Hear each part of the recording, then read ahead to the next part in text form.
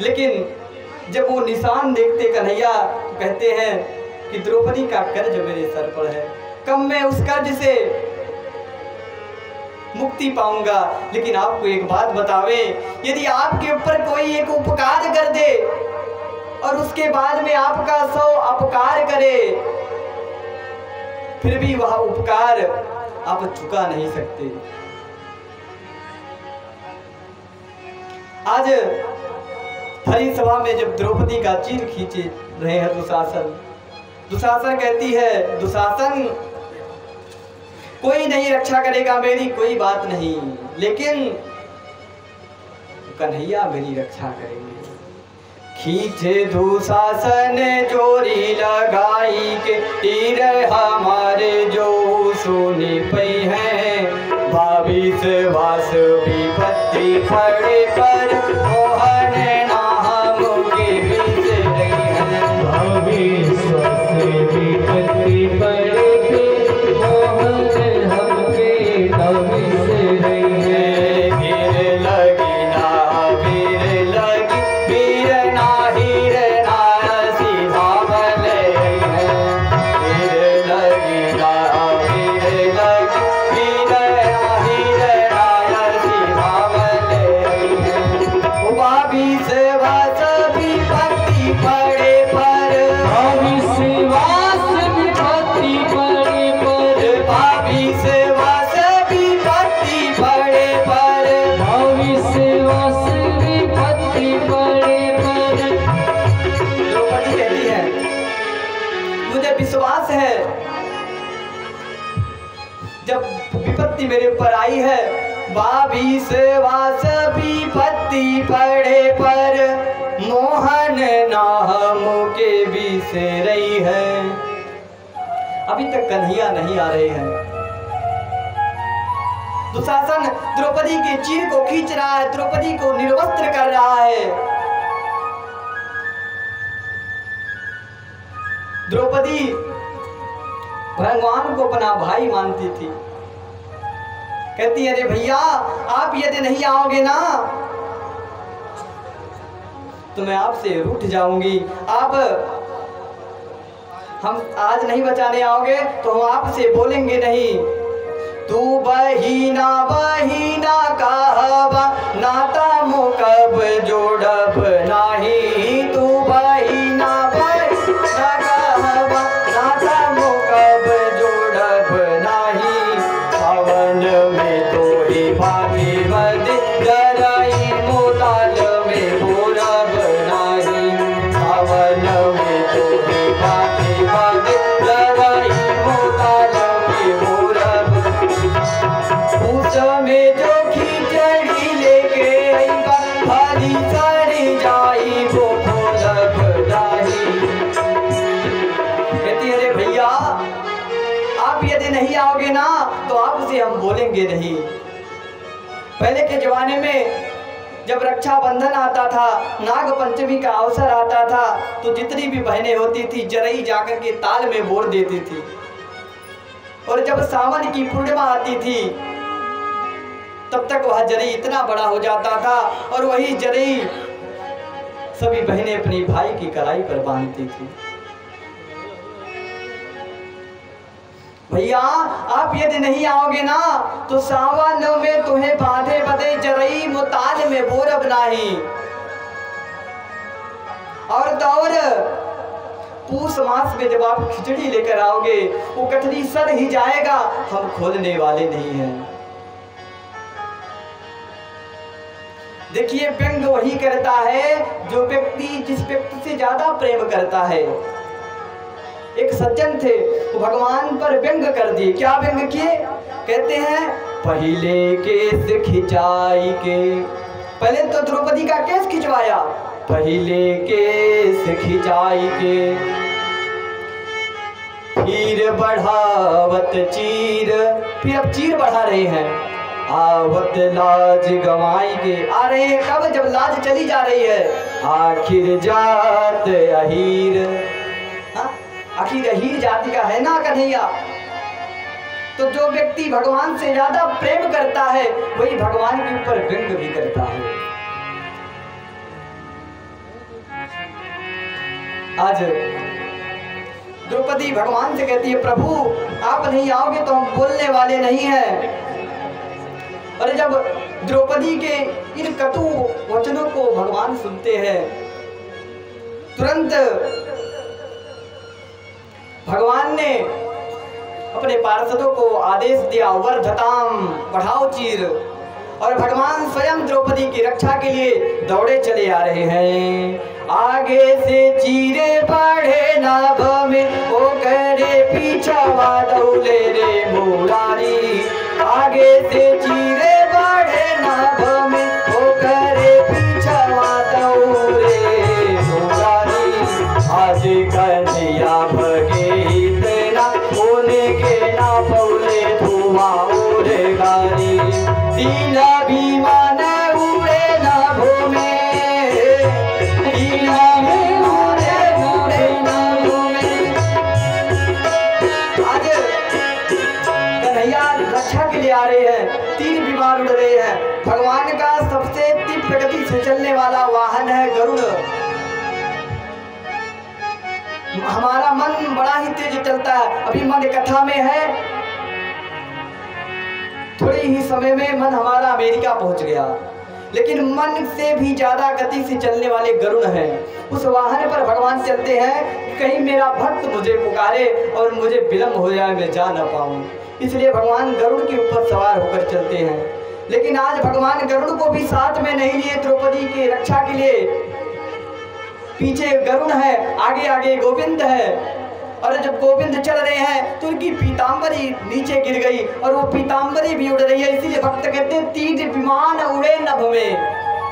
भगवान इतने तीव्रता से जा रहे हैं कि जो उनका वायु है, वायु जब उनके पीछे से क्रॉस करता है तो वायु जैसे लगता है कि धुआं है। 3 विमान नभ में उड़ रहे हैं और कन्हैया वस्त्र बढ़ा रहे हैं, मानो आज हमारे गोविंद का, आज हमारे भगवान का वस्त्रावतार हो गया। भगवान वस्त्र बढ़ाने लगे। सुंदर सफेद सत्य बैगनी हरी पीली, तेरी बाहु तेरी नहीं गिनवे में आयो है।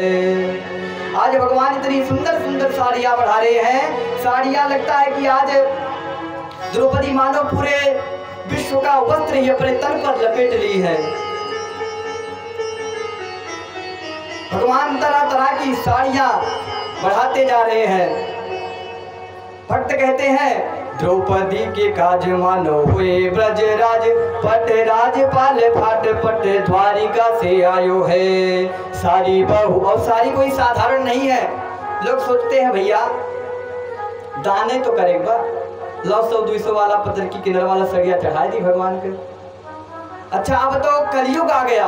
पहले माताएं सीधा छूती थी तो बड़ा बड़ा शीशा, बड़ा बड़ा कंघी। अब दुकानदार के पास जाओ, भैया श्रृंगार सामग्री चाहिए।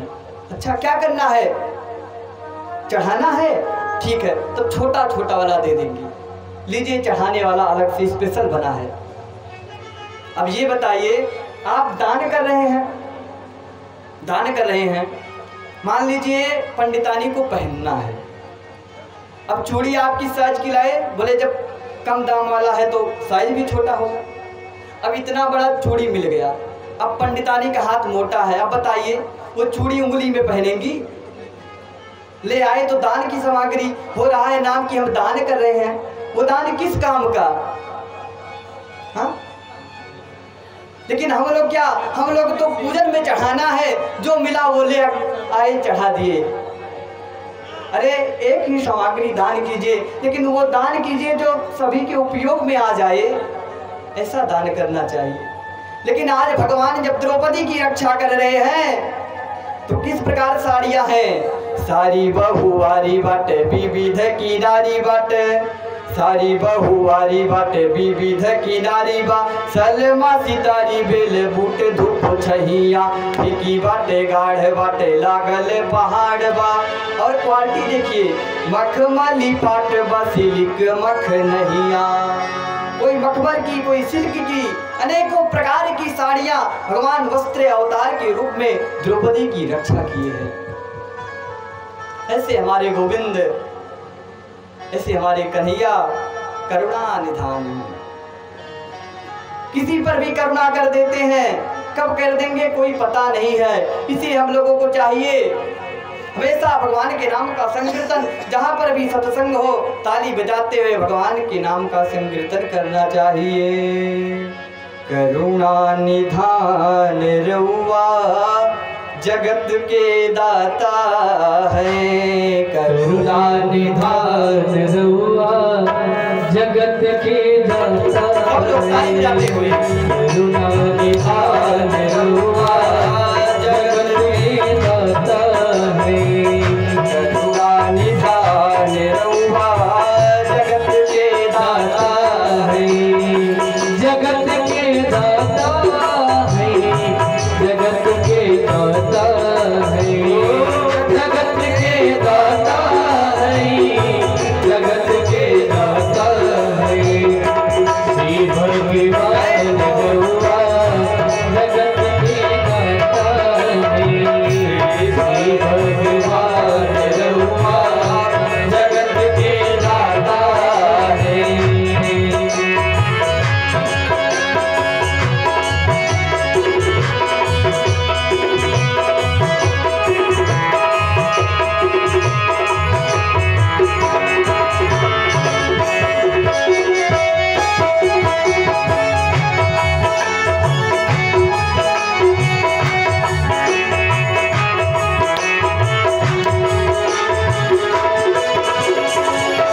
मती के फेर देहनी, मती के फेर देहनी, विपत के फेर देहनी, विपत के फेर देहनी, मती के फेर देहनी, मती के फेर देहनी, विपत के फेर देहनी, विपत के फेर देहनी। जगत के दाता है, भगवान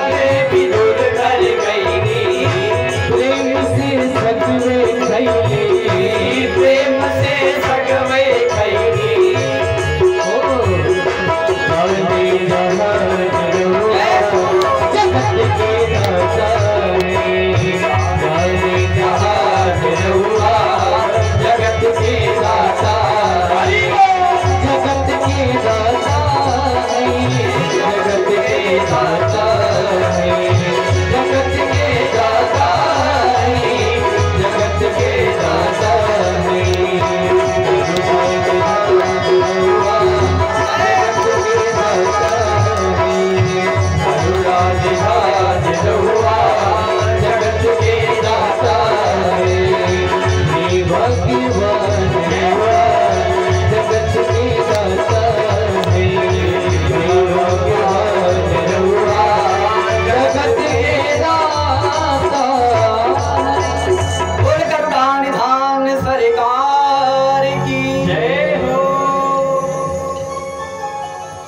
प्रकार से भगवान ने उत्तरा के गर्भ की रक्षा की।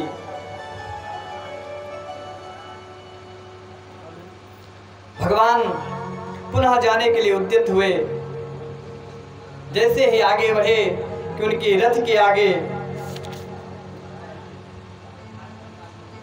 कुंती बुआ खड़ी हो गई।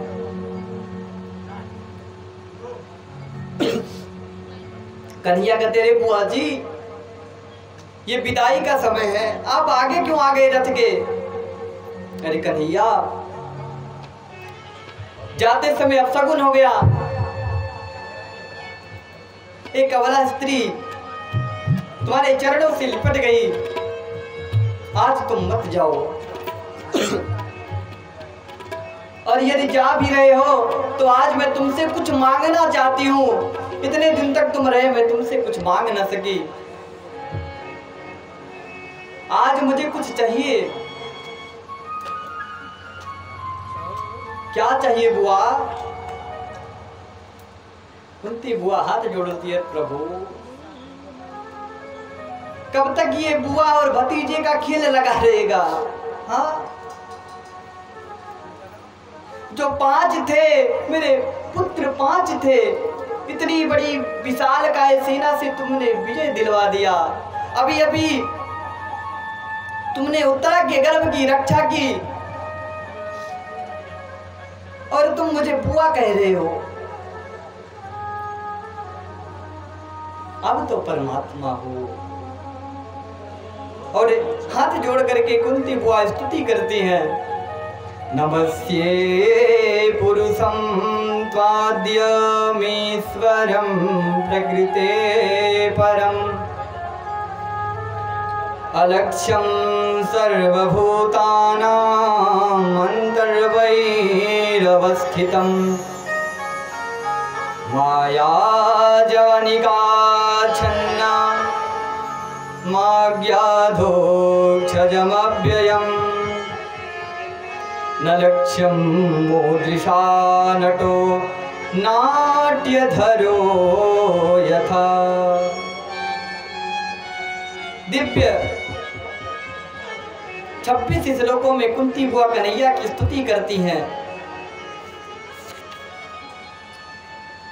और अंत में जब कन्हैया की स्तुति कर ली तब हम मांगती हैं, कन्हैया मुझे तो बस एक चीज दे दे, उसके बाद मैं तुझसे कुछ नहीं मांगूंगी।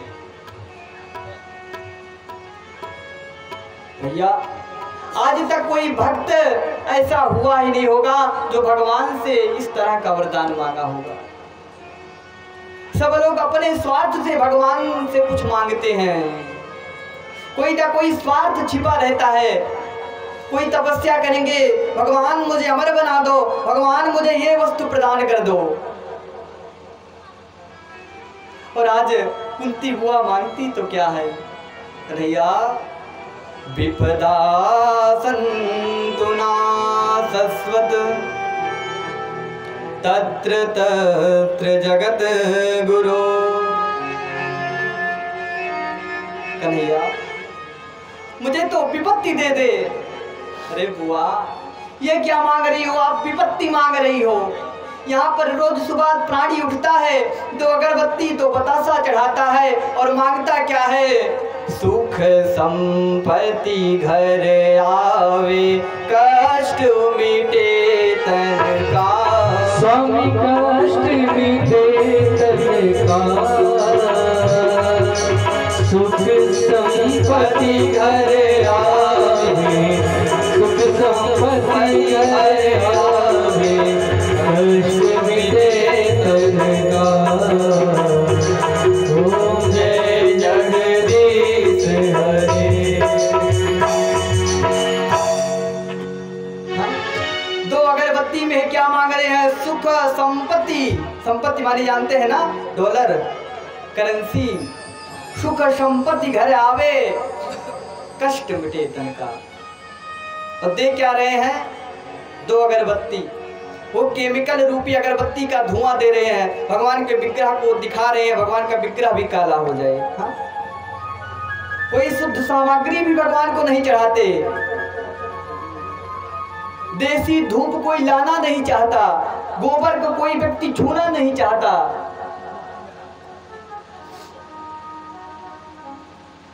और मांगते हैं प्रभु सुख संपत्ति घर आवे। और आज कुंती बुआ को तो देखिए, दुख मांग रही है, प्रभु मुझे विपत्ति दे दो। बुआ विपत्ति चाहिए क्यों? देख कन्हैया,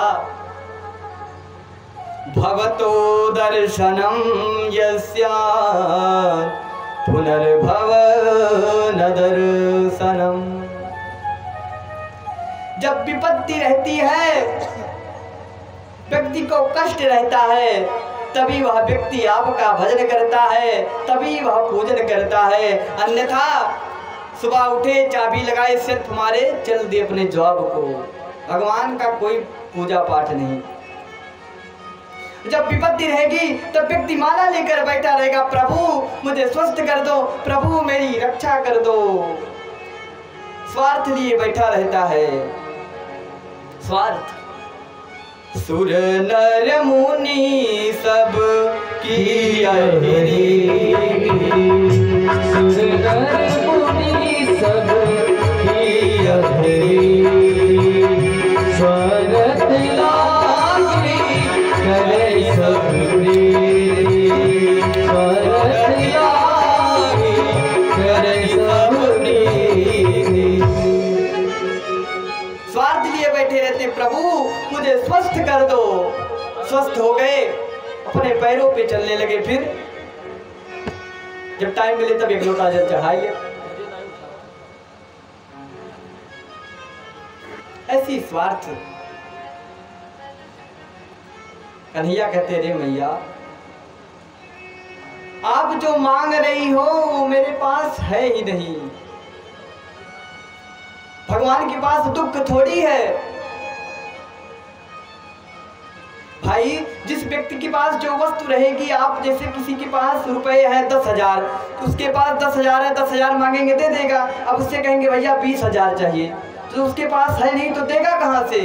जब भगवान के पास दुख है नहीं तो देंगे कहाँ से।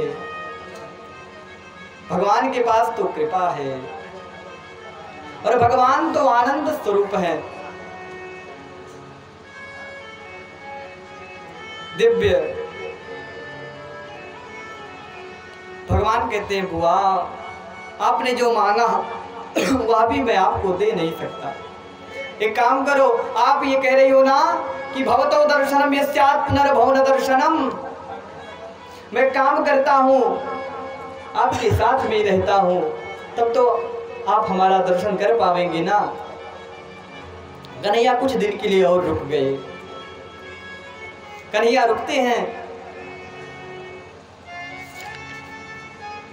देखते हैं धर्मराज युधिष्ठिर एकांत में सर लटका कर बैठे, सब खुशहाल से है। युधिष्ठिर राजा बन चुके हैं हस्तिनापुर के। कन्हैया गए, भैया क्यों सर लटका कर बैठे हो। क्या करूं कन्हैया, राजा बना हूं मैं, मेरे आंखों में अश्रुपात होने लगता है, हृदय मेरा कांप जाता है जब मैं अपने राज्य में जाता हूं। जब मैं विधवा स्त्रियों को देखता हूं, अनाथ बच्चों को देखता हूं, तो मेरे आंखों से अश्रु निकलते हैं। मैं राजा बना तो किस कारण, अपने ही भाई और बंधुओं को मार करके मैं राजा बना। ये राज्य किस काम का कन्हैया, जिसमें अपने ही भाई बंधुओं की हत्या करनी पड़े। कन्हैया कहते, रे महाराज क्या करें, हम तो कौरवों को समझाए थे ना कि आपको राज्य दे दें, आधा नहीं तो 5 गांव दे दें, लेकिन वो नहीं दिए तो अब आप लोग क्या करेंगे। हाँ? कन्हैया कई प्रकार से समझाते हैं कि अरे महाराज युधिष्ठिर, जो होना था सो हो गया, हुई है सोई जो राम रचिया, हुई है सोई जो राम रचिया, वो कर चल बड़ा हुई है सोई जो राम रचिया।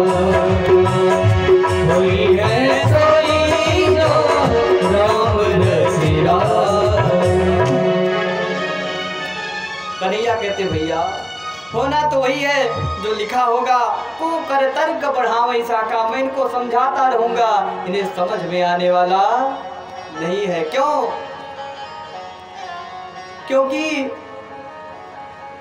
धर्मराज युधिष्ठिर कन्हैया को भगवान के रूप में नहीं देख रहे हैं, अपने मामा के पुत्र के रूप में देख रहे हैं, अपना छोटा भाई मान रहे हैं भगवान को।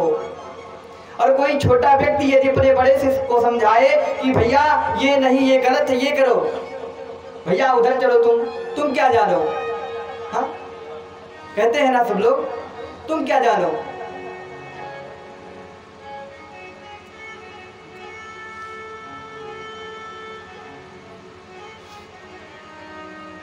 भगवान सोचते हैं अब क्या करें इनको, जैसे कोई बूढ़ा व्यक्ति ही इनको अच्छे से समझा पाएगा। भगवान कन्हैया को पितामह भीष्म की याद आई। पितामह भीष्म बाणों की सैया पर लेटे हैं। किसी व्यक्ति को एक कांटा चुभ जाए, वो व्यक्ति कितना पीड़ित होता है, कितना कष्ट होता है। सोचिए, पितामह भीष्म के प्रत्येक अंग पर बाणों से छल्ली हुई है। एक एक बूंद पृथ्वी पर टपक रहा है, पूरी पृथ्वी लाल हो गई है कुरुक्षेत्र की।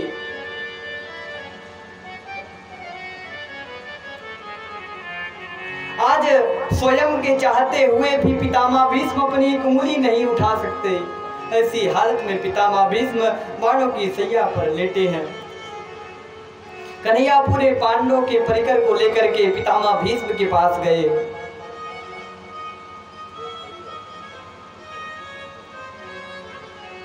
पितामह भीष्म के पास गए, अर्जुन गए हैं, दादाजी प्रणाम। पांचों पांडव प्रणाम किए, भगवान भी पीछे से प्रणाम किए हैं।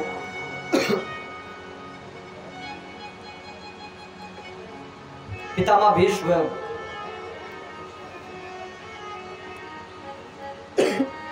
अर्जुन से कहते हैं, अर्जुन ये बताओ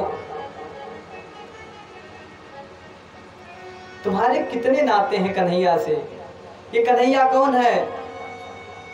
अर्जुन कहते हैं ये तो हमारे मामा के पुत्र हैं। अच्छा, कितने नाते हैं तुम्हारे भगवान से? कभी इन्हें गुरु बना करके गीता का ज्ञान लेते हो, कभी इन्हें सारथी बना करके अपना रथ चलवाते हो, कभी इन्हें अपना मित्र बना लेते हो। कितने नाते हैं। व्यक्ति का एक नाता कन्हैया से जुड़ जाए वो व्यक्ति भव से पार हो जाता है। तुम्हारा कितना नाता है कन्हैया से? यम मन्यसे मातुलेयम प्रियम मित्रम सुहृतमं अकारो सचिवं दूतं सौहृदादथ सारथिं। धन्य है प्रभु। कहाँ है वो कन्हैया, कहाँ है वो छलिया? भगवान को सामने बुलाते हैं पितामह भीष्म।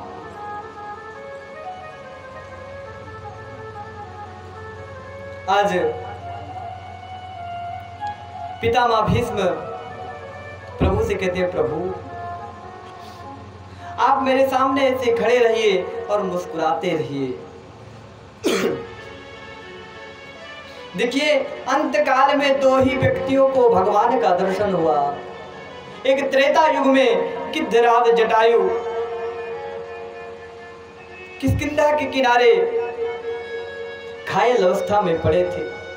भगवान राम उन्हें अपनी गोद में बैठाए हैं, उनके सिर को सहला रहे। और भगवान राम सभी से पूछते थे, हे खग हे मृग मधुकर श्रेणी, हे खग मृग हे मधुकर श्रेणी, हे खग हे मृग मधुकर श्रेणी, हे खग मृग हे मधुकर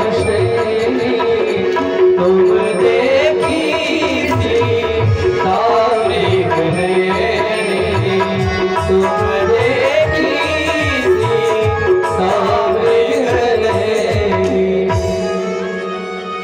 से पूछते हैं, पक्षियों से, पशुओं से, वृक्षों से, क्या आपने मेरी सीता को देखा है? जब रावण सीता का हरण करके ले गया तो एक पिता की भांति जटायु अपने फर्ज का निर्वाह करते हुए सीता की रक्षा की। एक पक्षी होकर के इन्हें पता था कि रावण दशानंद है, रावण में अनंत बल है। जो रावण कैलाश पर्वत को अपने हाथों पर उठा लिया, उस रावण के अंदर कितना बल होगा। लेकिन एक पक्षी होते हुए भी उन्होंने सीता की रक्षा के लिए दौड़ पड़े। और उसी भरी सभा में जब द्वापर युग में द्रौपदी का चीरहरण हो रहा था, वहीं पर पितामह भीष्म बैठे थे, लेकिन उन्होंने द्रौपदी की रक्षा नहीं की। आज इसी कारण पितामह भीष्म कन्हैया के सन्मुख हैं। और धन्य है गिद्धराज जटायु जो अंत काल में भगवान के गोद पर बैठे थे। इतना दिव्य सौभाग्य किसको मिलेगा?